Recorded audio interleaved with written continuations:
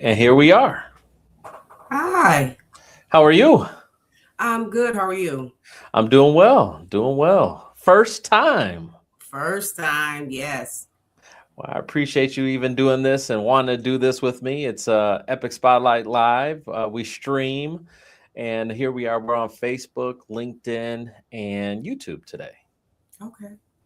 Thought a conversation about obviously you buying in 2026 would be good for the audience to kind of hear. Obviously, there's always skepticism, nervous, Nelly. Oh, it's so hard, mind numbing. Talking about perseverance, talking about what documentation, things that you need.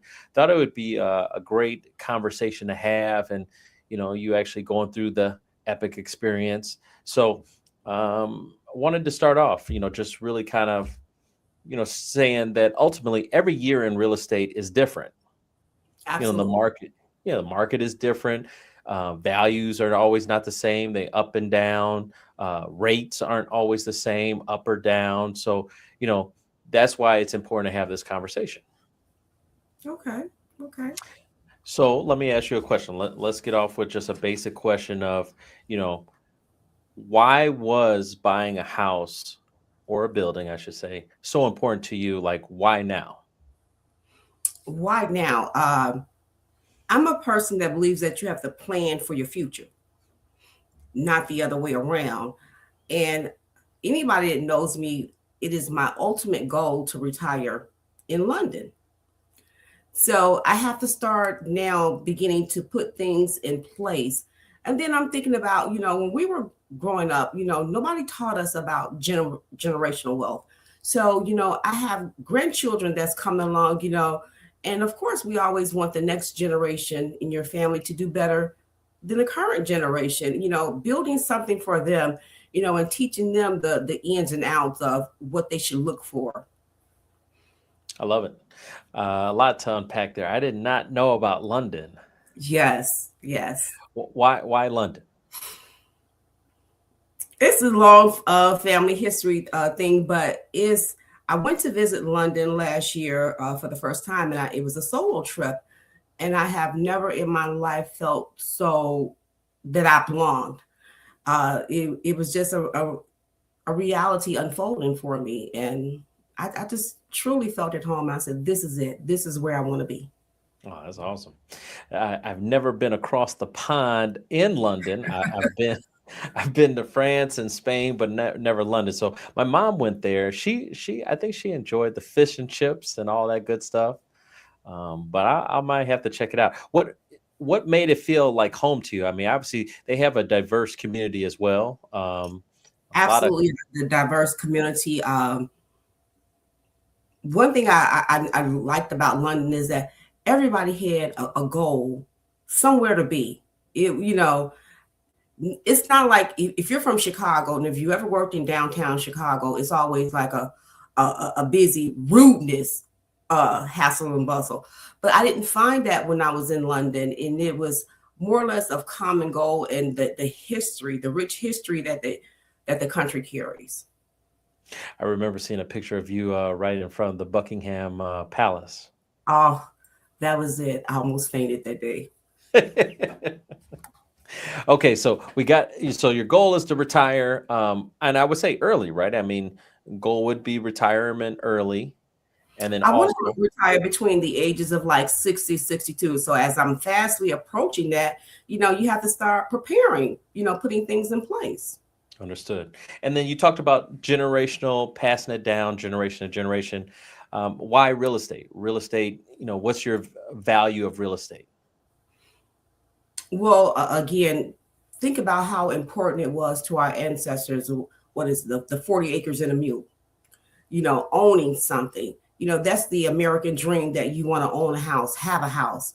Uh, and just being able to at least start my grandchildren off where they can, make it grow from there. It's always, residual income. You always got some income coming in.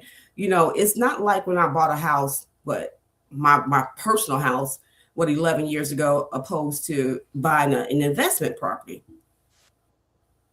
So it was really a really big difference. Oh, big difference. I'm sorry, say again. Your camera's freezing.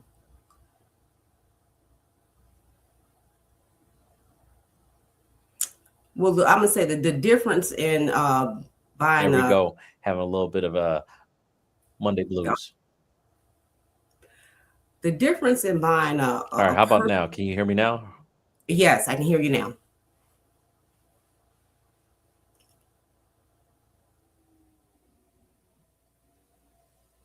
The Okay. difference between an investment. Well, just it was just like small quirks, because put it to like buying a home or renting an apartment. When you move in, the first thing you know is, hey, I got to get the lights and the gas and stuff cut on. So that was like my big issue last week. Uh, Having contractors there working there like, excuse me, Miss Bell, but you don't have any electricity. I'm like, what do you mean you don't have any electricity? Trying to remember to cut those things on and, am I getting the right, screening people, you know, Yeah, I'm kind of we'll get it what you right can say. back.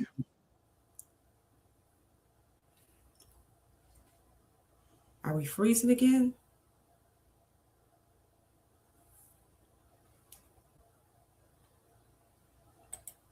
Hold on one second.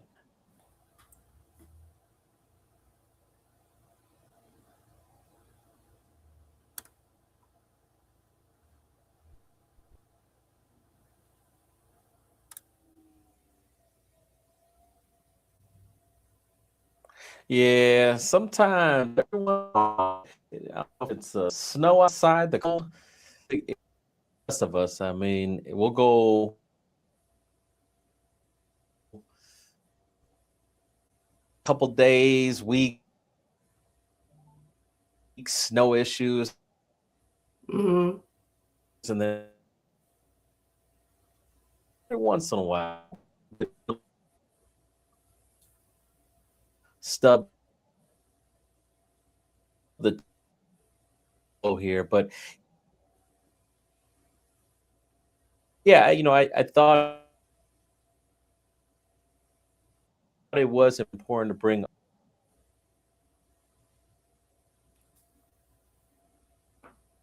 Looks like we lost the host.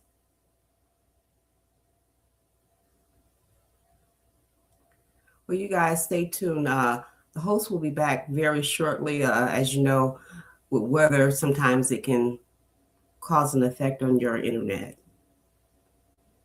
But we do look to have our host, Mr. Dante Royster, returning with us soon.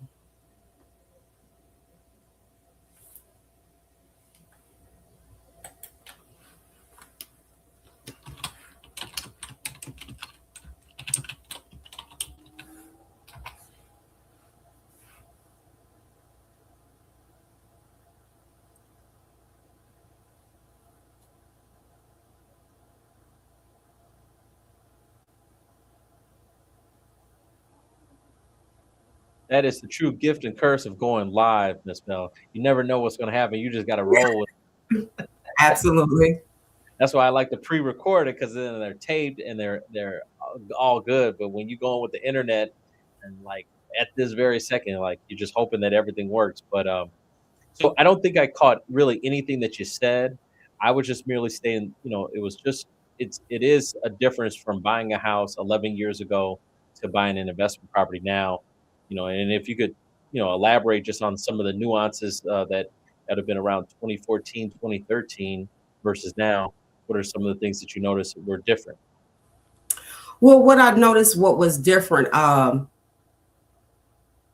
the lending, the buying process was totally different. One thing about being in the industry, working in the industry yourself, you kind of know the preliminary documents to get, but as you say, dealing with investment properties, you're dealing with a little more additional information that you need to gather.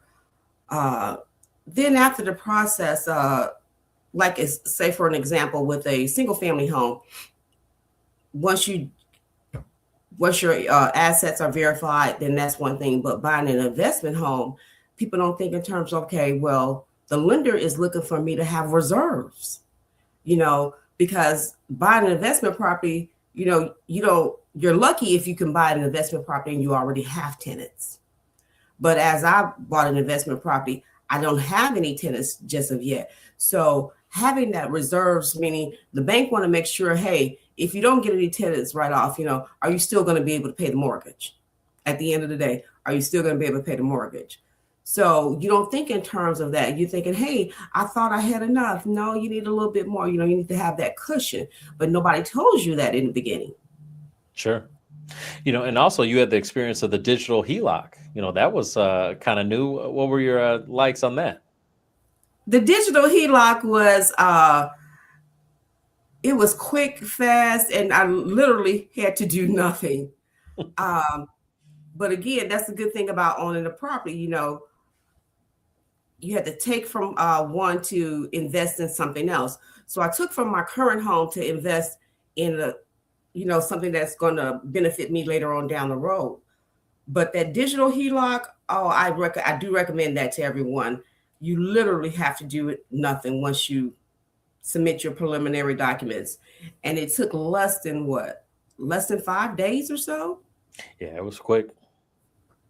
Yeah, Yeah, the stream, we have a digital HELOC program which allows people to take money out of their house, and it's a second mortgage, and you can use it similar to a credit card.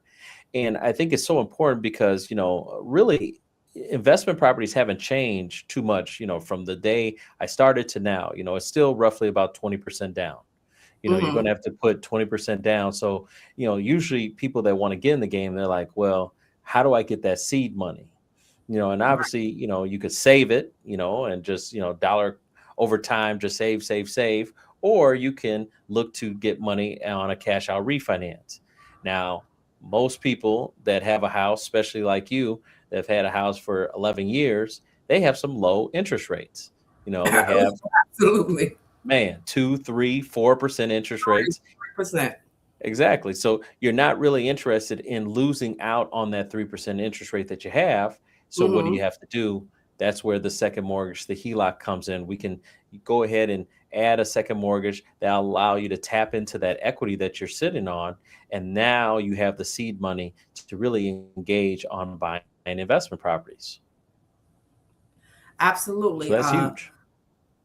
And then, That is one thing huge. Now, I find people in general, they look for as far prices. as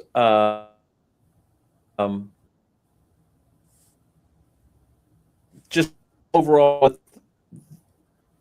when you're out there with a realtor, do you notice different as far as negotiations with sellers?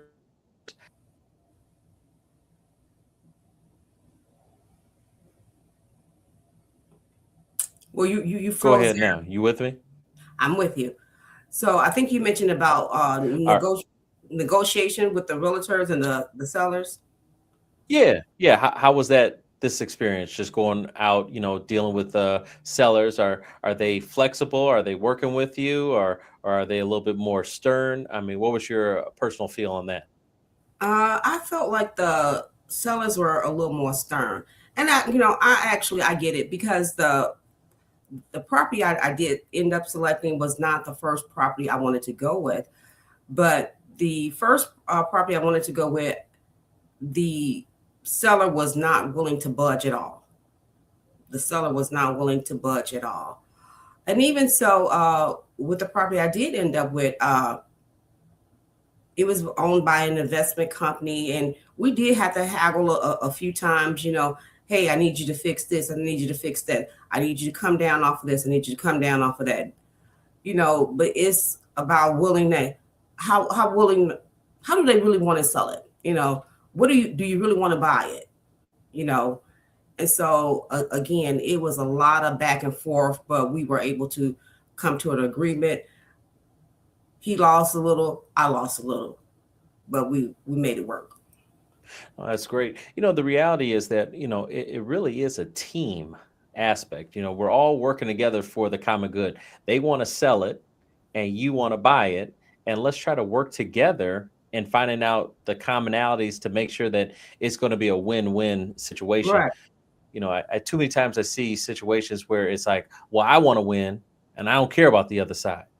And that usually doesn't equal a good, just healthy transaction, because someone's being a little bit too selfish and not willing to say, hey, I might have to give up a little bit, but this is going to be in the betterment of the other side, so we can just get the deal done as smooth as possible. Right. Now, And were that's there what it okay. was.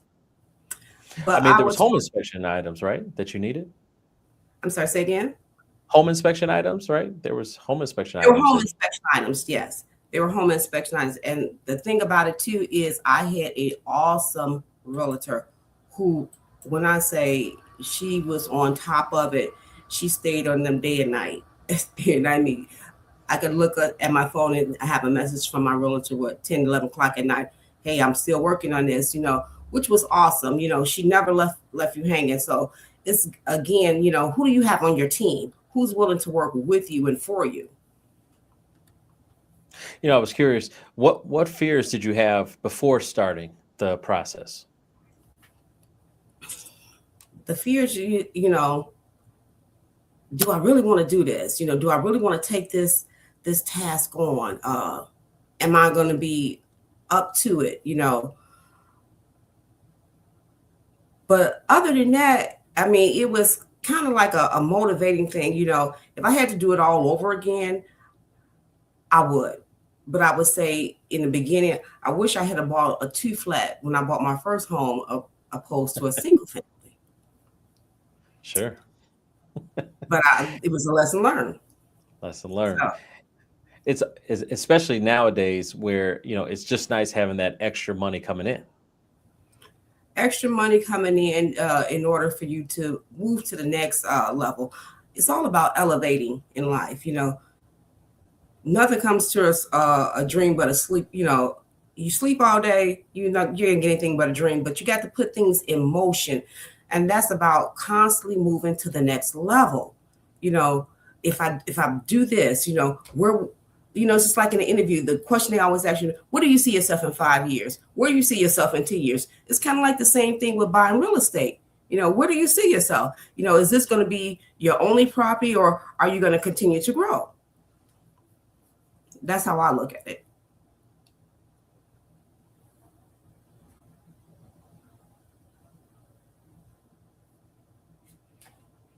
Are you with me? That's important. Yeah, I think overall, when I look at some folks, they buy their first house and then they think I achieved that milestone and I'm done. Mm-hmm. But I don't think, they really think the whole objective.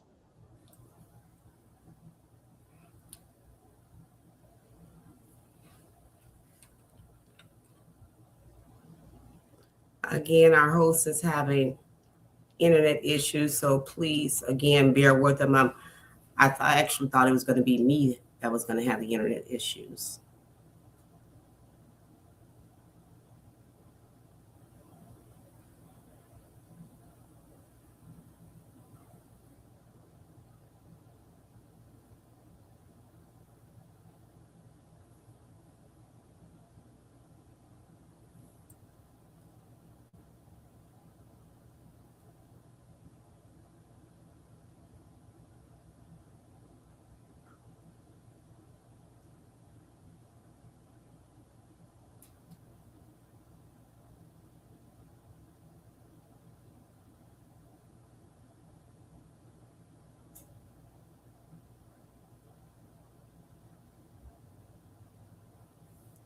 Our host should be back soon, hopefully.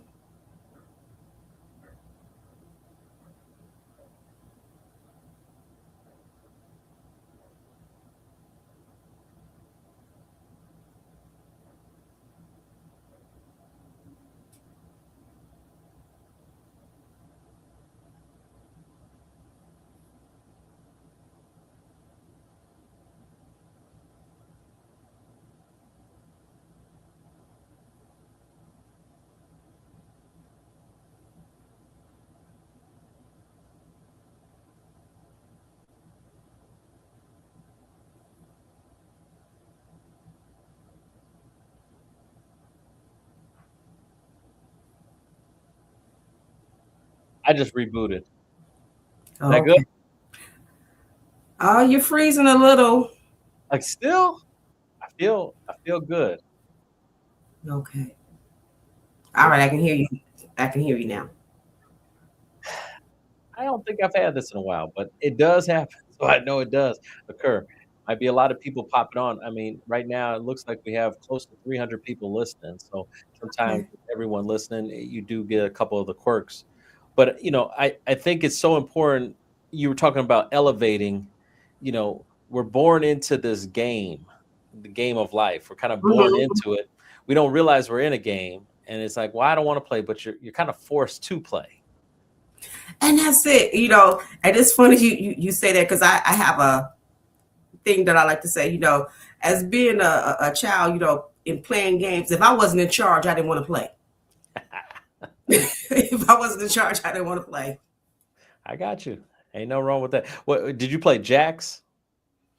We played jacks, jump rope, just everything. Just, from gig always that little bossy nature.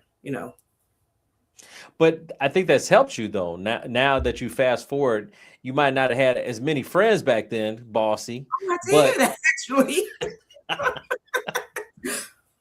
they must have liked it. They like taking hey, we taking orders from Miss Bell. Absolutely.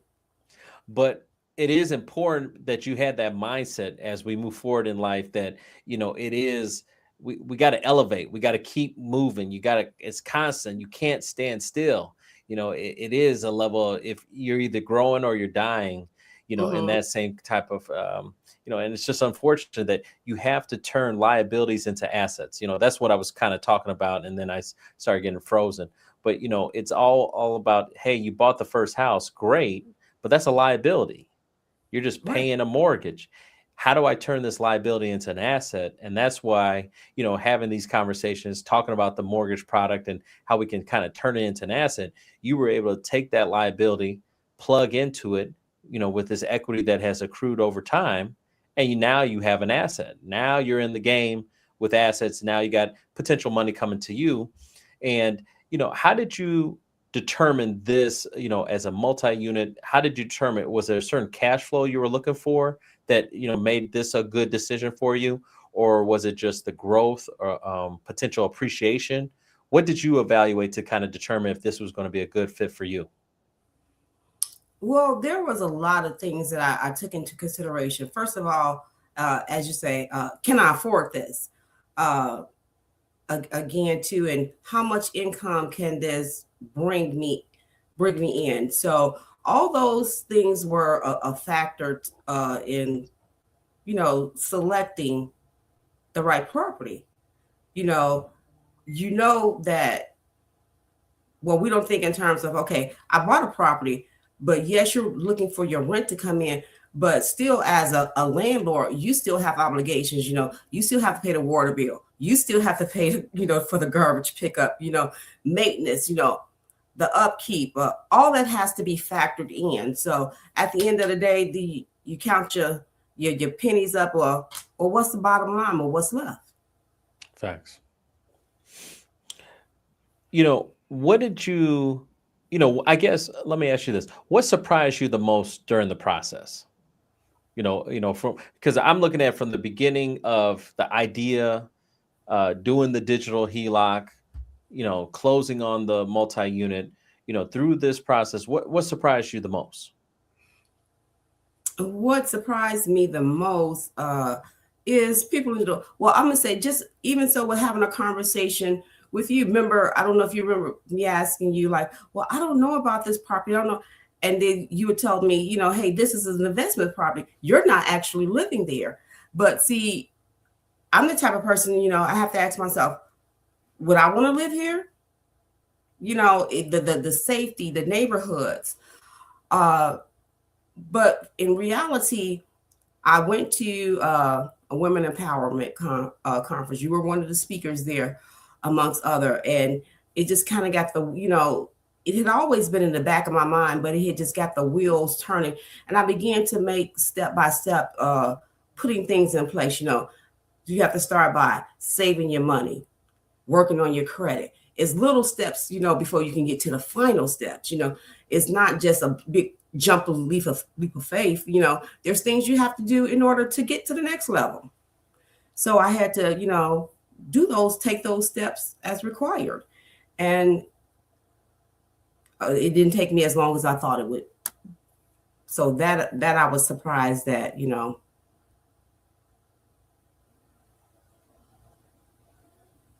you're freezing again.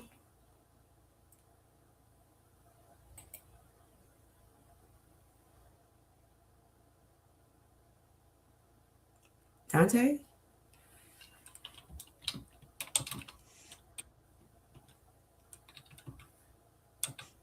Yeah.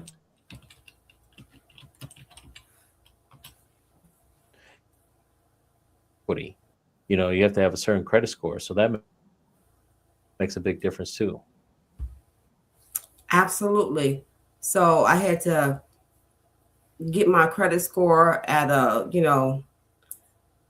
decent rate, decent score in order to get a decent rate. People don't think that Right. does not matter, but it does. It does. It does indeed. They, it's just so important, because a lot of people they want to get a HELOC, because they're like, yeah, I don't want to refinance. I don't want the 2, 3, 4% to go away. So I want to get this HELOC, but it's like you got to qualify for the HELOC. It's just not going to be given to you just because you have this equity. You do have to make sure that your income is in order. Whether your, to your work history is situated, or make sure you got tax returns to verify income, or W-2s, but you got to support it. We can provide some flexibility, some abilities to try to reduce some of the documentation that's necessary. But at the end of the day, you have to qualify for it. I think the beauty of the HELOC, that I liked too, was the flexibility that it allowed us to do. We were able to qualify with bank statements, Mm-hmm. and so that provided flexibility where some people don't. Flexibility, because years ago you didn't have that flexibility where you're qualified on your bank statements alone. Correct. Correct. So, I always like, one thing about Epic Mortgage, one thing that we're doing, and it makes a big difference, is that we have traditional products, but we also have alternative income products as well. So, we can work with bank statements, we can work with, debt service coverage ratios, we can work with different items that can help you qualify and still get what you want. It's not just a foregone conclusion. Oh, I don't have my tax returns, I can't close. No, that's not necessarily the case. We just have to see exactly what you qualify for. But you got to have that credit score, because the score is going to dictate what we can or cannot do. Absolutely. Now, usually at this segment, what I do is it's kind of like the halftime.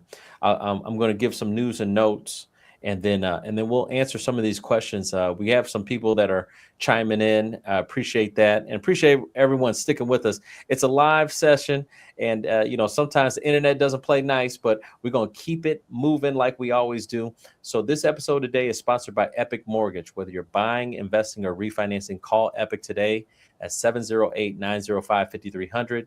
That's 708-905-5300. It's your dreams, your goals, and let's plan together.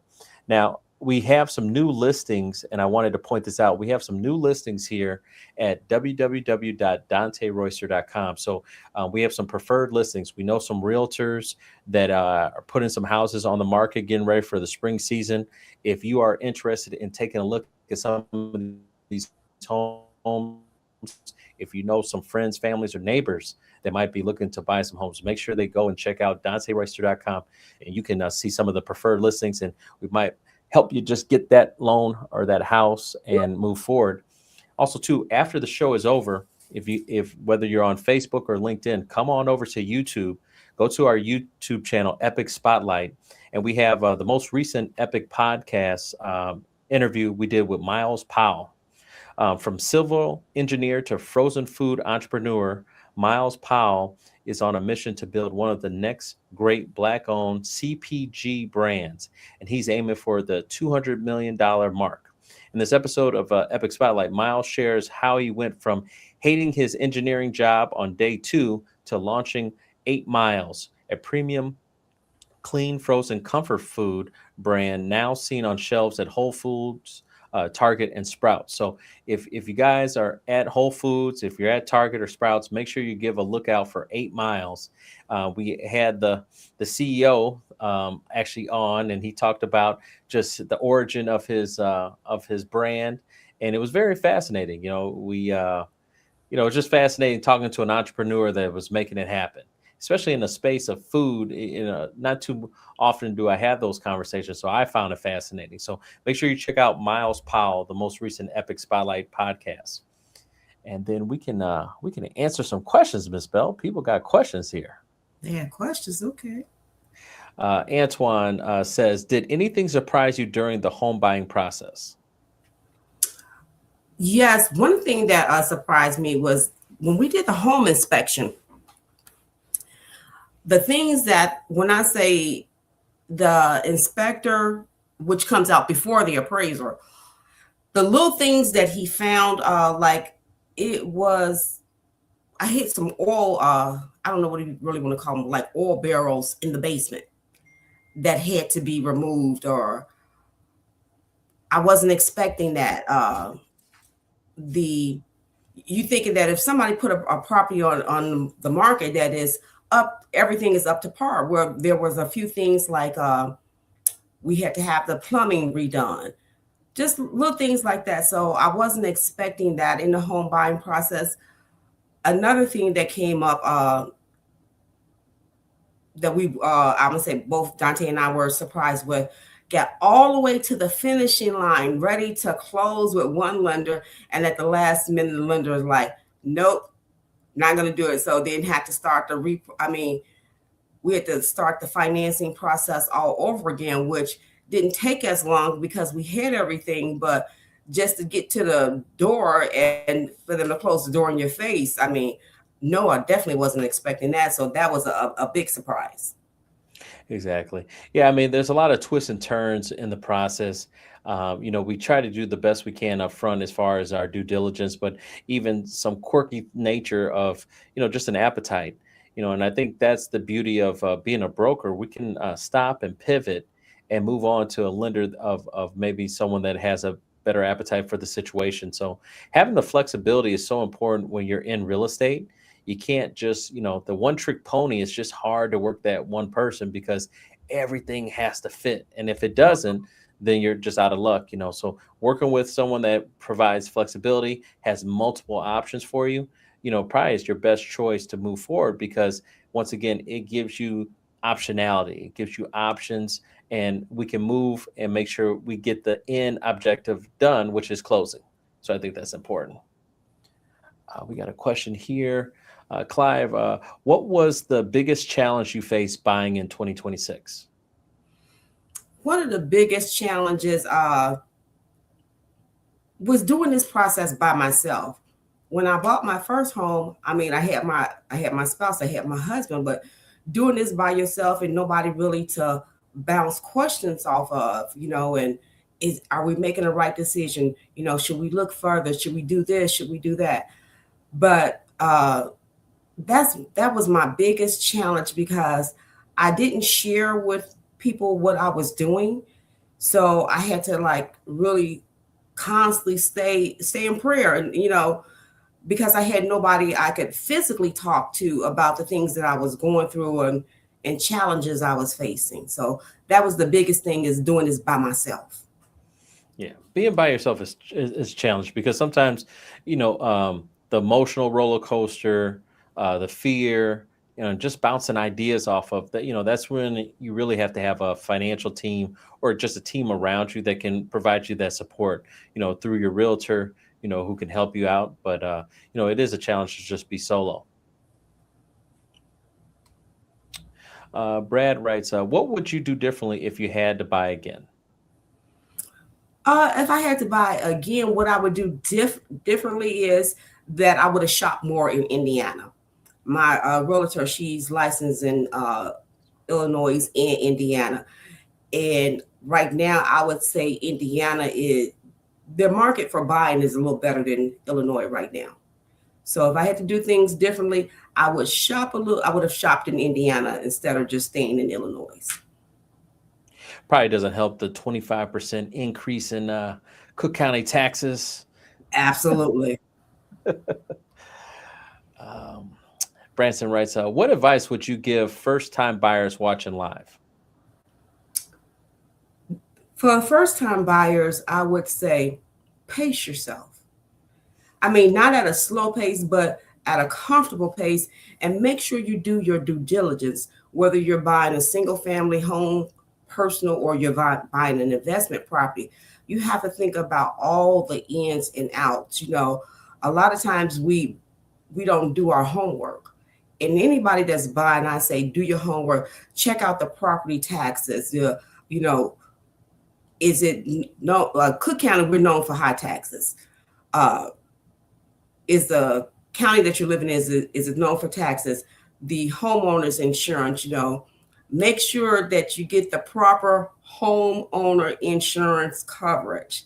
That is very important, especially when you think of little things that could happen as you know, here in Illinois, we've been dealing with bad weather, which can lead to pipes busting. If you don't have that good insurance, because a lot of agents, they're just trying to sell you insurance, but they're not trying to sell you the additional insurance of like the flood insurance, water damage. But again, it's a lot of homework you have to do in buying a home. And then you have to ask yourself, how long do you want to live there? Mm. I know about a homeowner's insurance. You call the insurance agent and you get a quote, and you're like, okay, yeah, that works. And then you think you're done, but you actually have to call them back and let them know that you're planning on moving forward because they Mhm. they just keep you in quote status. Yes. So Status. it's about following up. I would say make a list of everything and cross them off as you do it. No doubt. Next one we have here is Clayton. How long did the entire process take from the start to finish? The process did not take long, I would say. A typical process of buying a purchase could run 30 to 45 days. But my process did not take that long because I was prepared of what I needed. And like I said, we did run into that little delay, but when we went to the next lender, I think we were done in less than, it took about 10 to 12 days. You know, Epic Mortgage moved pretty fast, and the lenders, I mean, it's about having your paperwork. When you first get the conditions from your loan officer, your loan processor, get that paperwork, get it in. A lot of times customers don't realize that they are their own holdup. They're they're the one that's holding up their loans by thinking that they have time. Yeah, and it's funny that you say that because I always tell people, I'm as good as my buyer.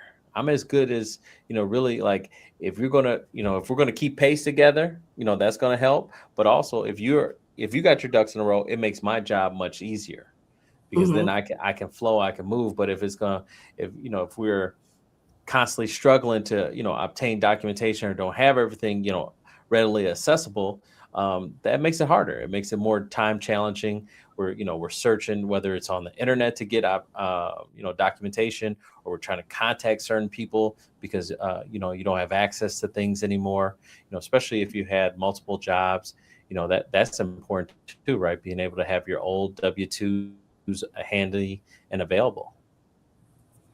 It's not as easy as it can be. We got a question here from Jason. What mistakes should buyers avoid in today's market? Jumping at the first opportunity. Sometimes we get so anxious and like, hey, I saw this house, I'm going to buy it. But, again, checking out the market, what are the houses are going for in that market that you're buying? Again, like I said previously, how long are you going to stay there? How easy if you decide, well, this was a 5 year period that I want to stay here. How easy is it going to be for me to sell? So there's a lot of little things. One thing I do suggest to everyone, get that home inspection. Get that, a lot of people try to skip that process, just everything that looks good is not good. As you know, just like with makeup, we cover up things. So a lot of times sellers they use cosmetics to cover up things in the property. So again, that's what that home inspector is for. He is going to really get in there and see what's going on. So always get a home inspector. I remember during the pandemic, because there was so much competition, buyers were actually waiving their home inspection rights, just Hmm. so they can get, but that's such a detriment to them because you don't know what you don't know. And you're walking into something that could be a money pit. Absolutely. Next question here is, what market trend should buyers watch out for in 2026? Mm, I don't know how well versed I am to answer that question. The market trends, a lot of times that what we think is of value, the next person does not. As we've seen a lot in 2026, someone might put their home on the market, say for 400,000, when reality is only worth 300,000. So those are things to look out for in 2026. Yeah, you're going right in line to what I was thinking. We're seeing in some areas, not every area, but some areas are softening, right? You could get away with that maybe, 4 or 5 years ago, you could get away with, hey, everything in the market is 400,000, so I could just sell mine for 400,000, and mine's, outdated, dilapidated, but I could still get away with it. I think right now we're starting to see some softening in valuations, right? Hmm. So you might have to, it might be multiple bid situations, or you're competing against yourself, and you might offer, 300,000, but then the value only comes in at 278, and that's just the reality. I mean, you had that experience, right? I mean, the value didn't hit. The I think the value came in about, I would say maybe 3,000 less than what the seller was trying to sell the property for. And so what that means is now the seller can't sell the property for more than the value. So Correct. they have to come down. Correct. And sometimes, in those situations, depending on how long the seller has had it on the market, the seller has a decision to make, right? If the value comes in, if the appraisal value, let's just say, comes in less than the agreed purchase price, the seller could say, hey, you know what? I'm going to wait for another buyer and see if I can get a higher amount. Mhm. But they can't do that on FHA. These properties on FHA are going to hold that valuation for at least the next 4 months. So they can potentially, reduce their buyer pool if they choose to do that. So they might have to agree to disagree and just move forward with a lesser value. And so these are things that we're starting to notice with some of the softening nature. And I think buyers overall, they're not just going to take anything. I think, Mhm. with the amount of money that you're going to have to spend at a closing, um, you know, uh, what, even 5,000, 6,000, $10,000 or more that you're going to bring at a closing, I think you're a little bit more, judgmental. Like, hey, I want these items fixed, and I want these things done. I think more buyers are more inclined to have move-in ready homes, and not necessarily, I'm not ready to put a bunch of sweat equity into something from day one. Well, too, that's kind of like the difference with FHA and conventional. FHA, their guidelines are more strict. So again, sellers, they really are looking for that conventional buyer opposed to that FHA buyer, because FHA is going to make you fix every little thing. Correct.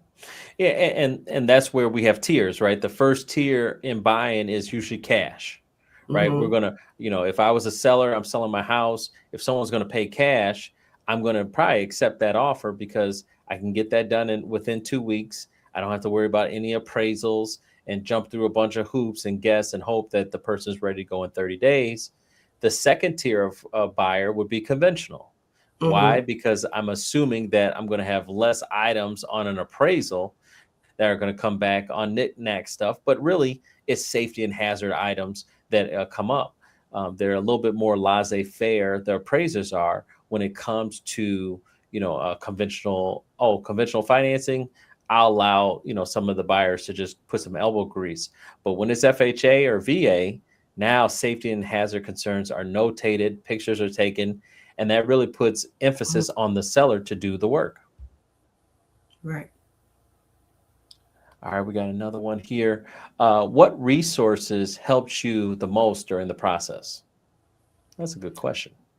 Maurice, believe it or not, I had to rely on a lot of my old childhood friends who had already gone through this process. Even now, afterwards, they have been, as you say, my village. Uh, and knowing, getting the right people around you, everybody, how can I say, everyone is not there to help. And it's just knowing how to select the right people. That goes down from, are you going with a bank? Are you going with a broker? Is your realtor there for you? The attorneys. It's a whole team behind you. Now, speaking of this question, when I purchased the first time, I purchased through a bank. The guidelines were much stricter. And if the bank says no, then that's just it. It's no. But dealing with the broker office, you have more opportunities, more avenues to explore when you don't have that with the bank. So again, it's really getting the right team of people around you.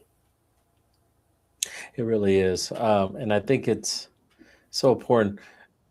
Banks, we're not here to, throw any shade to banks. I mean, banks have a purpose, and I just think that they have a sandbox, and this is the sandbox that they want to play in.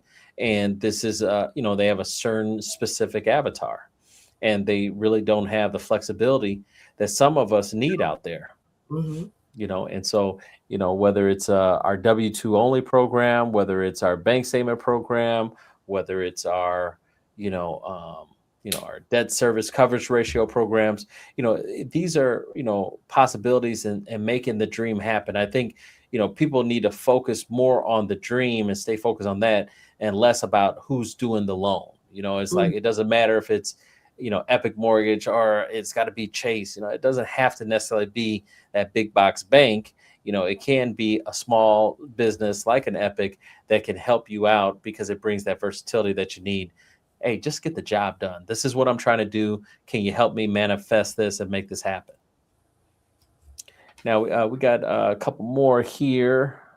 I appreciate all these comments. If anyone else has more questions, we're going to be here for another 10 minutes or so. So, just let us know. Thank you, Antoine, for listening today. Appreciate that.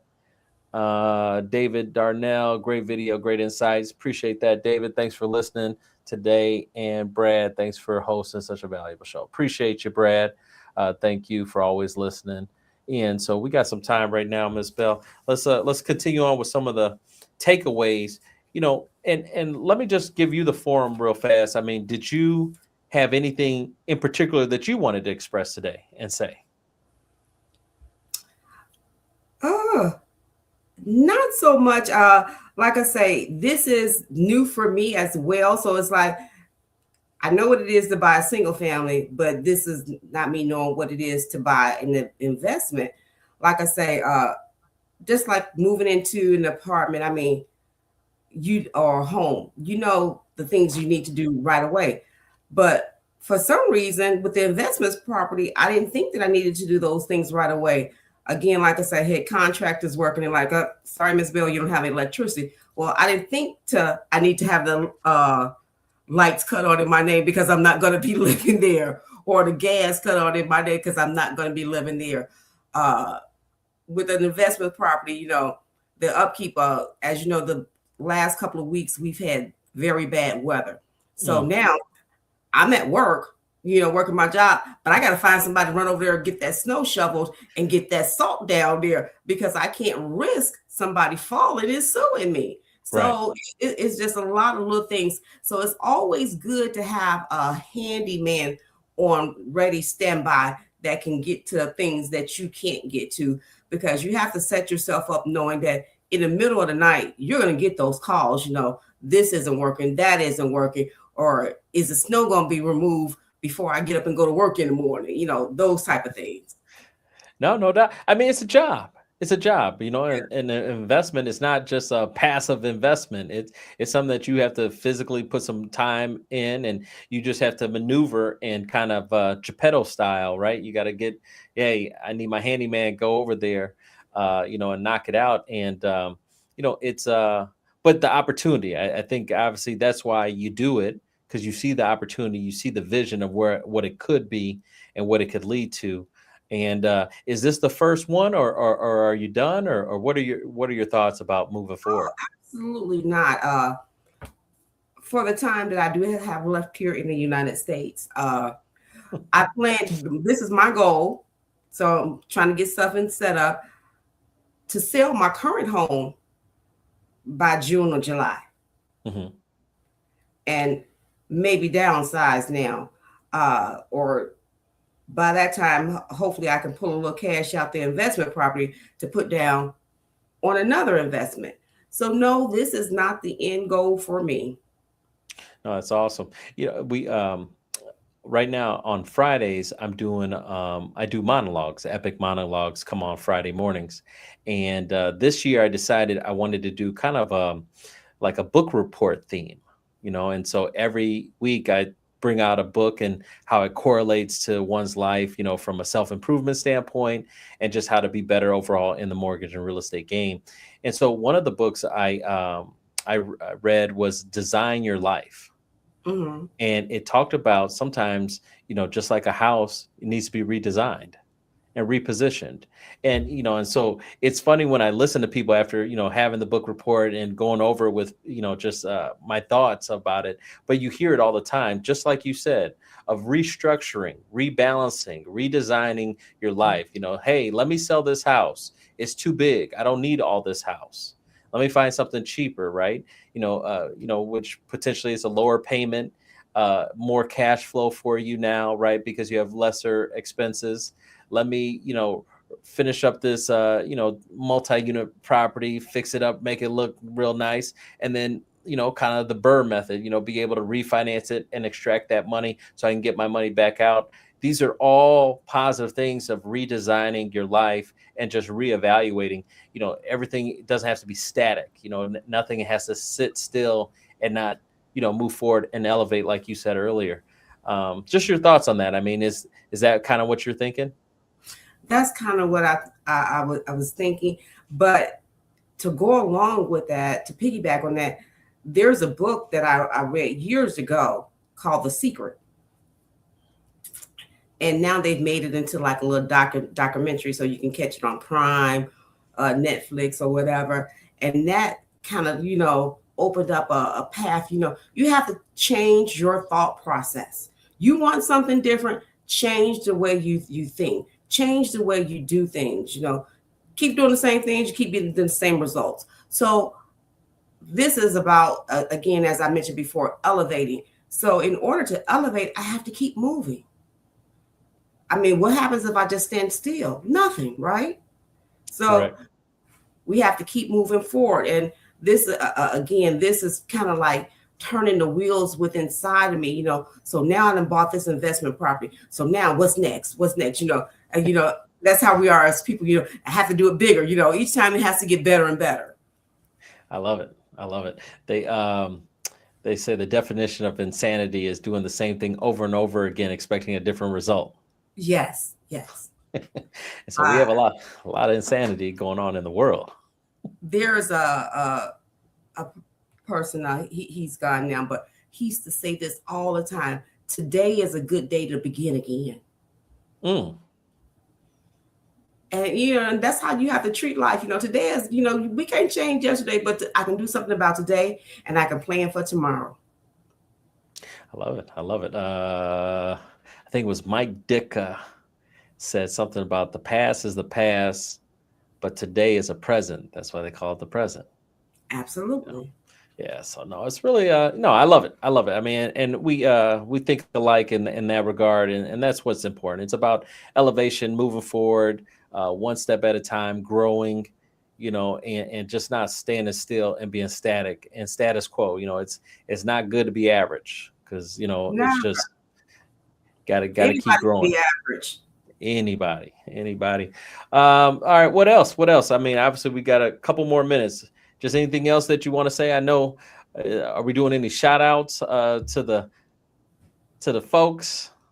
If you're looking to buy in Illinois and Indiana, check out Lisa Vogt. Hey, you looking for a quick finance team? Epic is the place.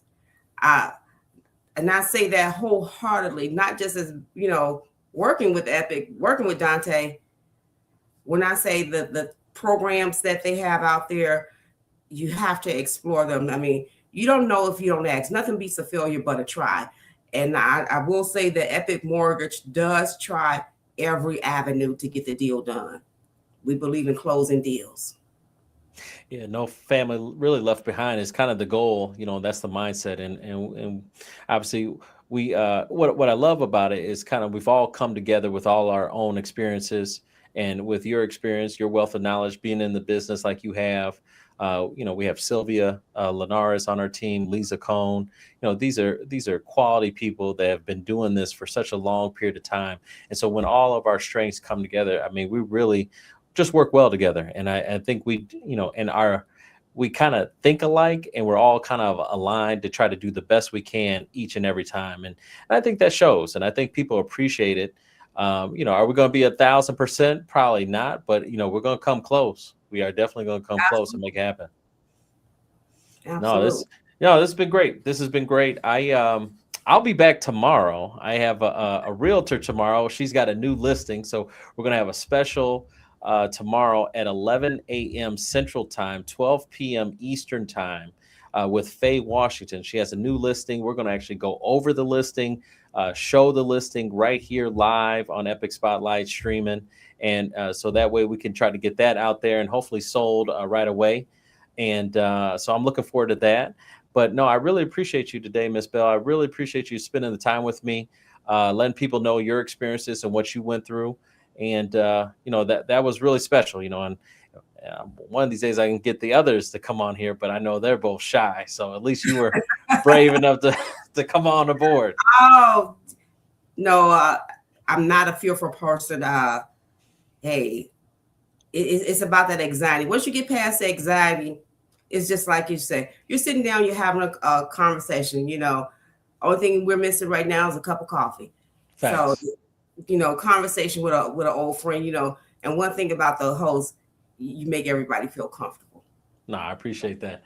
It's funny. I got a monologue that's going to be coming out this Friday. I just filmed it, and it was funny because they talked about fear. You have to use fear as a compass of where Mm-hmm. you probably need to move forward. So if anything gets you scared, anything that's like, oh man, frightful, that's probably something that you should be doing, and you're Absolutely. scared to do it.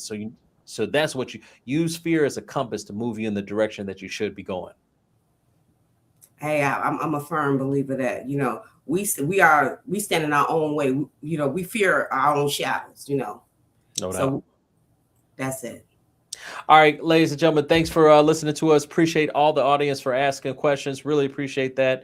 I will be back tomorrow. And if you need a pre approval, the golden pre approval, reach out to me. You can DM me, contact me on any platform. I'm there, Epic Mortgage or Dante Royster. Thanks for listening, and we'll see you tomorrow. Everyone have an epic day.